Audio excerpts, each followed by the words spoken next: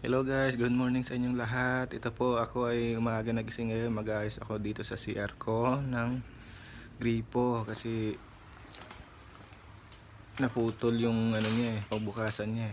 Ngayon pinalitan ng bago. Nagbigay yung tropa ng puso ng ano ng gripo. Kaya ngayon gagawin ko na siya.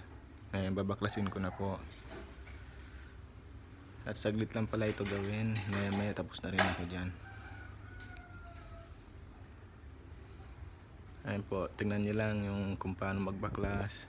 Ayan po, tapos yan, kailangan may tiplon para dumikit. Ayan, para makapit. Ikot mo lang yan. Ganyan lang. Mamaya tapos na po yan. Ingat kayo guys.